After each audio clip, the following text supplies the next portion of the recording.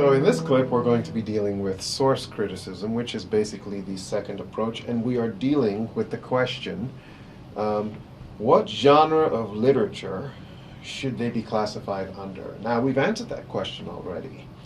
The short answer is they conform to the ancient Greco-Roman biographical form. The Greek term for that form is bios, B-I-O-S, if you want to write it in English.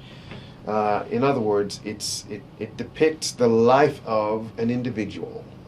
The ancient Greco-Roman form did not depict everything about that person's life. It tended to depict the important features of that life.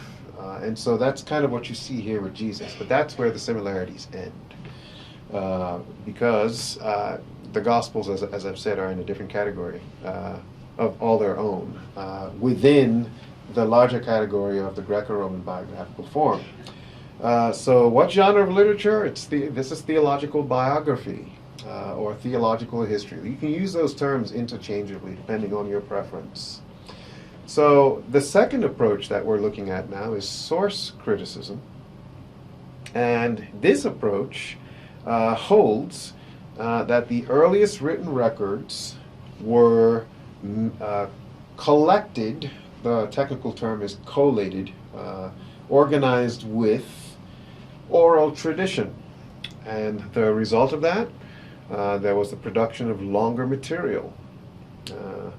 So the question that source critics, using source critical methodologies, the question they seek to answer concerns the nature of the written sources that the gospel writers used when they composed their gospels.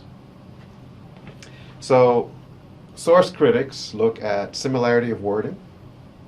They look at equivalent shifts in style, in pericopes that are comparable, that are pretty much the same, parallel passages.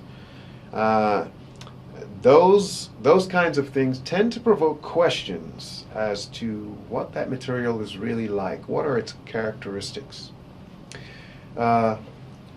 Source critics also look at where the material differs. Why are there similarities and divergences in the texts? These are the main questions for the source critic.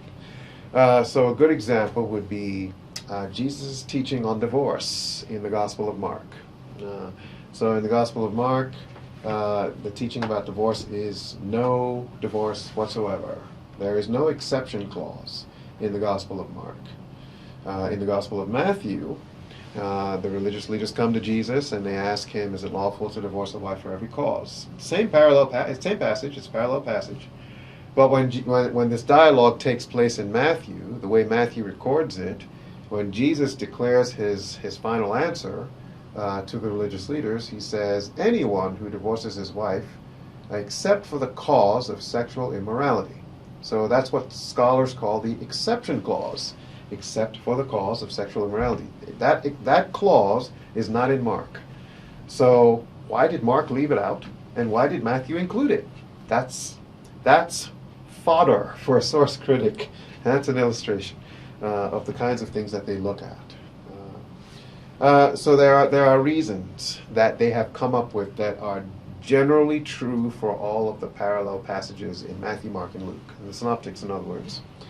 And there are a couple of them, 3 or 4 of them. The first one, there's a consensus that there was one original gospel.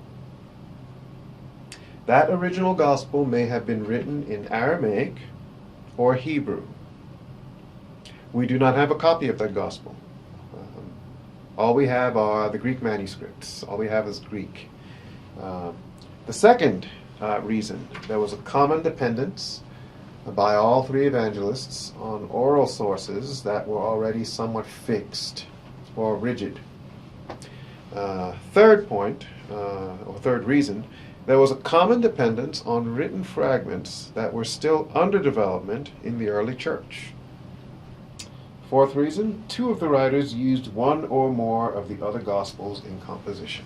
So those are the basic reasons, and source critics take their stride from those questions as they pursue different features of these 3 Gospels.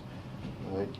The last reason in particular, i.e., two of the writers use one or more of the other Gospels in composition. That seems to be the preferred option in our day. It seems to be the preferred option since the 19th century. But even with that, there are more questions for the source critic. Right? So to summarize everything that we've talked about so far, the source critic is trying to answer the question, what kind of literature is this? What kind of literature are these Gospels? How did they arise from the collocation, the collation, the interaction, the interplay of oral and written traditions, oral and written sources? How did all of that come together? That's what we're dealing with in this clip, source criticism. Right? So two of the writers use one or more of the other Gospels in composition, and so more questions arise. What sort of interdependence do we see in Matthew, Mark, and Luke? Who used whom? Basic question. And so source critics investigated, in the 19th century particularly, they investigated the interrelationships of the narratives. And what they saw was that Matthew and Mark often agree against Luke. So if you are able to visualize an angle, say you're taking a geometry course, right? Sort of an angle that's pointing outward this way, right? Do it in your mind's eye. So what I just said was that Matthew and Mark agree against Luke. They do when the Gospels are compared together. Luke and Mark agree against Matthew. But Matthew and Luke, they never agree against Mark, ever. And so that was a consistent observation by 19th century New Testament scholars who specialized in the Gospels. And so they drew a natural conclusion. And the conclusion was from the perspective of order. Mark must be the link between Matthew and Luke, because Mark is found in both Matthew and Luke. And so it has to be the source for both. That's the thinking of the source critic. At the end of the day, in the course of these investigations in the 19th century, there were 4 possibilities of Mark's dual relationship with Matthew and Luke that were identified in gospel studies. And there were 6 additional possibilities regarding the interrelatedness of Matthew and Luke. So it was very complicated. These were eliminated one by one until the most probable possibility was surfaced and agreed upon by, I would say, generally most of the scholars that study this kind of thing. 3 were seriously considered in light of the evidence. Before everyone kind of settled on the one. And I say everyone loosely because there's still debate and disagreement. There are still people who think that Matthew was the first gospel written.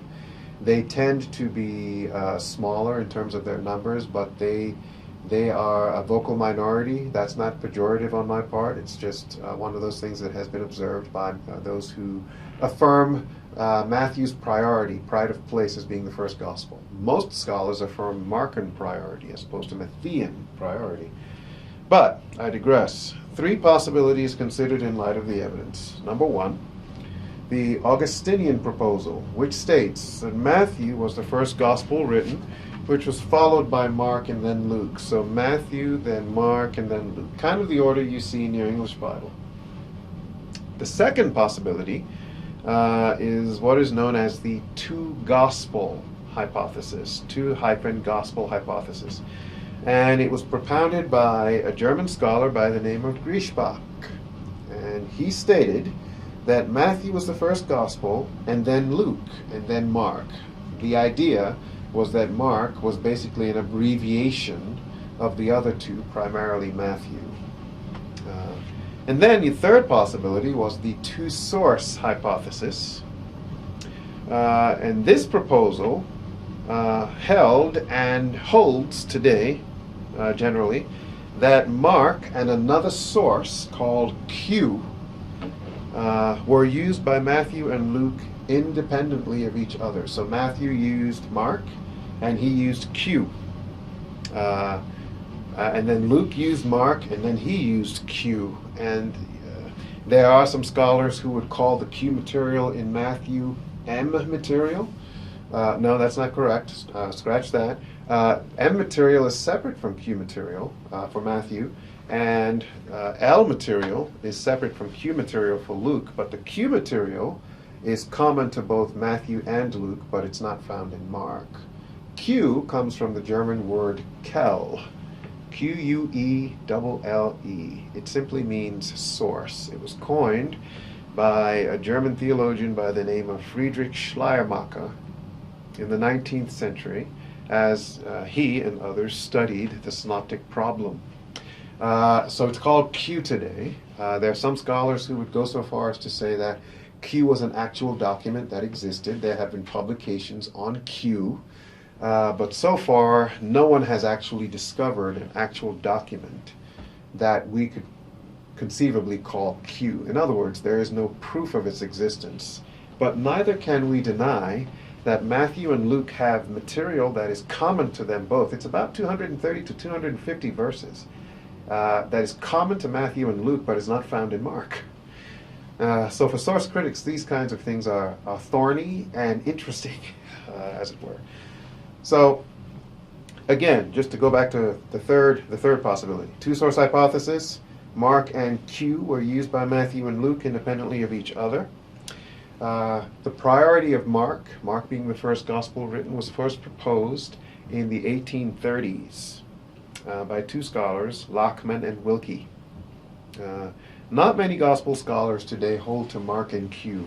They just like to think that Mark is basically the source for Matthew and Luke.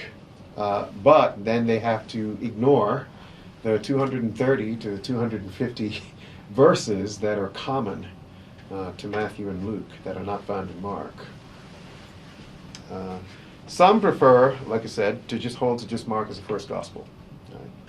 So Matthean priority, as was noted previously, was the assumption that was held by many scholars, many in the church, until the 19th century, early 19th century, because of the 2nd century testimony of a church father by the name of Papias, Papias.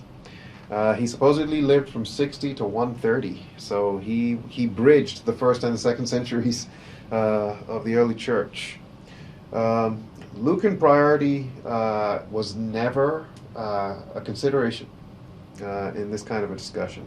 So the debate is between Matthean priority and Markan priority. So I want to pick up on this in the next clip and discuss what Papias actually said as recorded by the church historian Eusebius in his History of the Christian Church. So as I said in the prior clip, I want to deal with Papias' comments as recorded by the church father Eusebius, who was a historian. He wrote in the 4th century and the History of the Christian Church. So what he said, that Papias said as he recorded it, was this: the presbyter, that would be the elder, also said this: Mark, having indeed become Peter's interpreter, wrote accurately the things said or done by Christ, as much as he remembered, that is, because he neither heard the Lord nor followed him, but later, as I said, he followed Peter, who modified the teaching according to the need, but did not set the discourses of the Lord in order, so that Mark did not sin. Thus he wrote some things as he remembered. For he gave attention to one thing, to not neglect what he heard, or lie about anything. These then are the things which Papias narrated about Mark. So that's Mark. But what's interesting is that in the very next segment of this Papias tradition, he talks about Matthew. So he says, and I quote, Now concerning Matthew, he said these things. Then Matthew indeed composed a history, a narrative of the words in the Aramaic tongue. Each one interpreted these things as he was able. And that's the relevant tradition from Papias. But Papias said some other things, but that is the relevant information that we need. So this tradition tended to see Matthew as the first gospel written, because the dating of the Papias tradition, of the life of Papias, he was a bishop of Hierapolis, which was sort of a part of a tri-city collection of Laodicea, Colossae. You might remember, you'll recall those names, the letter to the Colossians, right? Hierapolis was 10 to 12 miles away from Colossae. Laodicea was about 10 to 12 miles from both.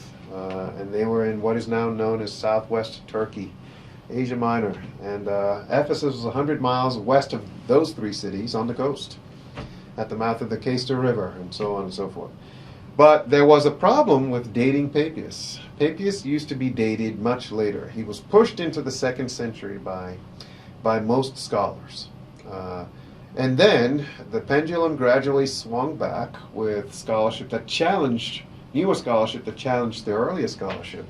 And so Papias was pushed, at the time of his writing, was pushed into the 1st century, the late 1st century, instead of being towards the middle of the 2nd century.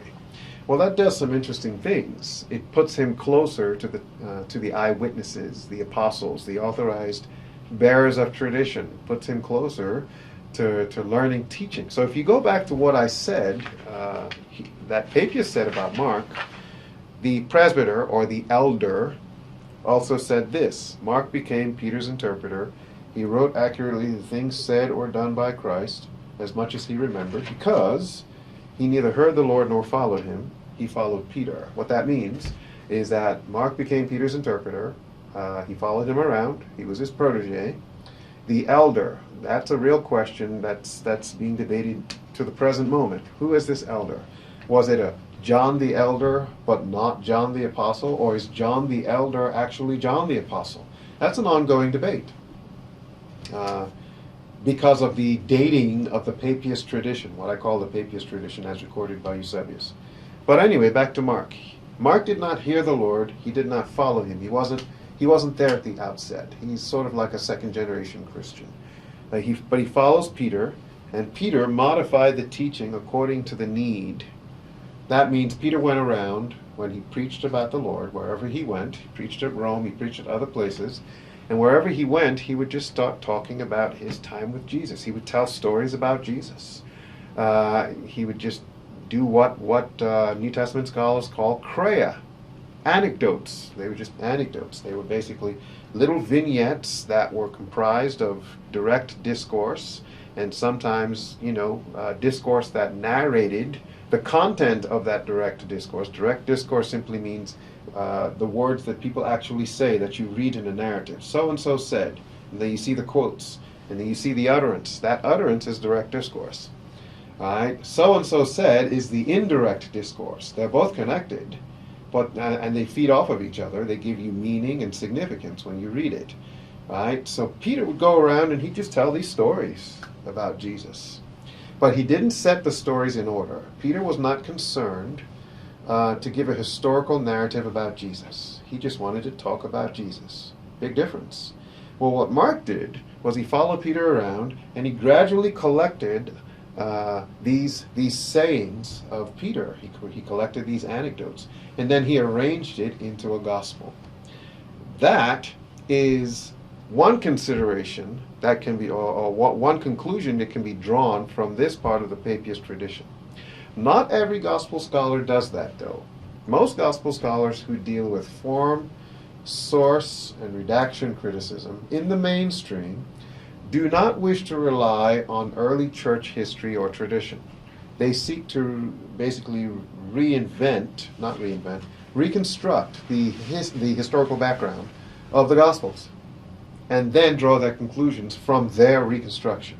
There is a distrust, a skepticism, as I've said earlier, particularly Reformed critics, as to the historicity of the early church. How well did they do their history? Was that history biased? Well, we know today that all history has a certain element of bias to it. All histories are biased, in fact. They're biased towards one viewpoint or another. There's always ideology when you're dealing with historiography. But when these conclusions were drawn in the 19th century, that modified understanding did not exist. So it's a fine mess, but it's exciting. It's something to study. So, positively speaking, Mark follows Peter. He collects these anecdotes. There are quite a few of them. He puts them together into a gospel. Seems to be a simple conclusion, although not everyone is on the same page with that. Not everyone would agree with that. Right? And then he talks about Matthew, Papias does. He said, Matthew composed a narrative in the Aramaic tongue. Now, as I said a few clips prior, Matthew, according to tradition, fairly strong tradition, composed his gospel in Aramaic, Hebrew dialect. But we do not have Aramaic Matthew. What we have is Greek Matthew. We have Greek manuscripts of Matthew. We have no Aramaic Matthew. And yet, it is a persistent, strong tradition that he did in fact compose his gospel in Aramaic. What scholars have discovered with Matthew and with Mark in particular, not so much Luke, Matthew and Mark, are what they call Aramaisms or Semitisms. Semitisms is the older term. Aramaisms is more recent. It simply means that the syntax of the narrative seems to conform to the form that you see with respect to the verb and the subject in Hebrew or Aramaic. You see some of that same arrangement in the Greek. And so there appears to be a Semitic influence on Mark and Matthew. But no one is going to go out on a limb and say, hey, that means that Matthew really did write his gospel in Aramaic. We have no proof that he in fact did that. All we have, and it's not enough to draw a conclusion, are these Aramaisms. So here we have Matthew, then he composed a history of the words in the Aramaic tongue.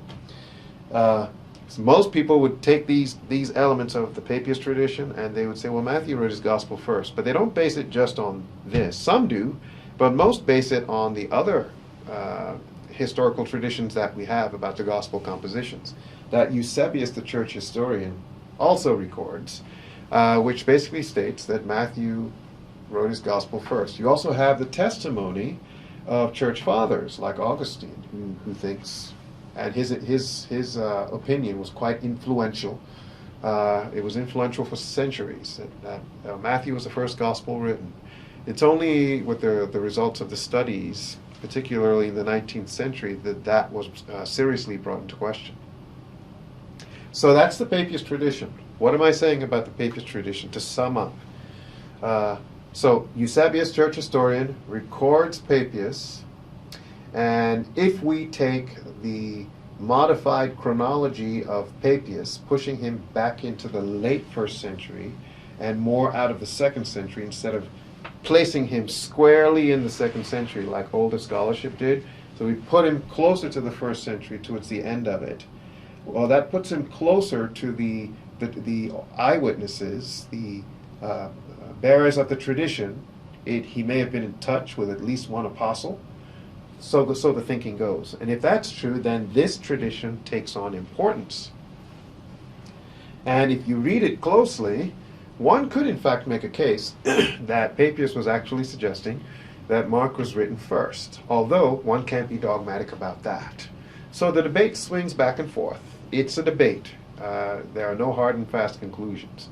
With the exception, though, that the general consensus based on the study of the interrelationship of these three Gospels, the consensus is that Mark was written first. And that's a pretty strong consensus, and the evidence leans heavily in favor of that. Mark becomes Peter's interpreter. He writes down the oral sayings that Peter used. He is careful to omit nothing of what Peter said. He probably wrote in Greek. He rendered the oral sayings from Aramaic, hence the Semitic influence. Right? Peter's teaching didn't follow a chronological format. He adjusted his ministry according to need. Mark may have tried to arrange the sequence of the oral tradition, but this would have been a difficult, if not impossible, task. So Papias asserted that Mark didn't do anything wrong. He defended Mark. All Mark did was recount the oral tradition as he had heard it, and as accurately as could be expected in writing.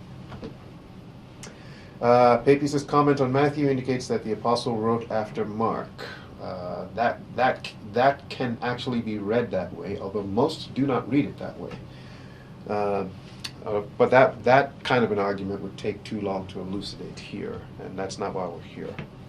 There are other arguments for the priority of Mark. Mark is shorter than Matthew or Luke, and that appears to argue for the use of Mark by Matthew and Luke subsequently. In other words, it's easier to argue for a longer work utilizing a shorter work than it is to argue for a shorter work as an abridgment of a longer work, although the possibility does exist. That's the first point. Second point, excuse me, or second argument, all three Gospels demonstrate verbal agreement. Matthew and Luke do not agree, but they individually agree with Mark, right? Matthew and Luke follow their own particular pathway, which is to say that Matthew and Luke, they take Mark and they arrange him differently in the construction of their narrative.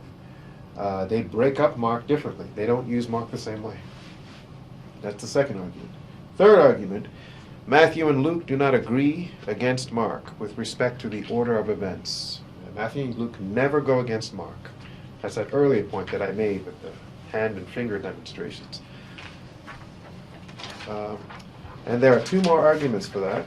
The fourth argument, Mark's composition is not grammatically precise.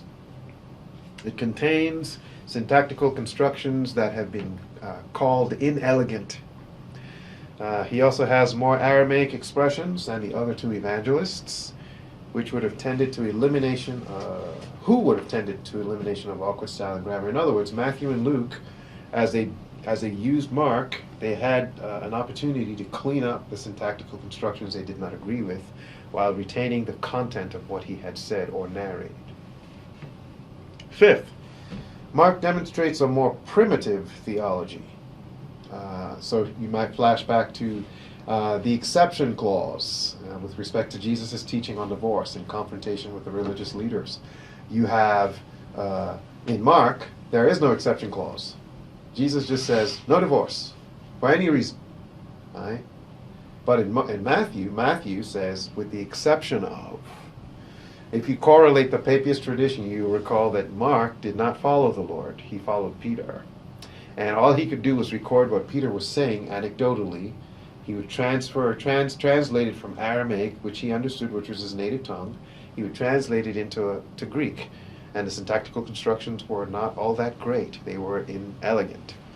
Matthew, on the other hand, is an eyewitness of Jesus. He was there when that confrontation took place, so it's more likely that he remembers that Jesus said, except for the cause of sexual immorality, which is why he would place it in his gospel, and Mark would not place it in his, because Peter is not concerned to be chronological or historical.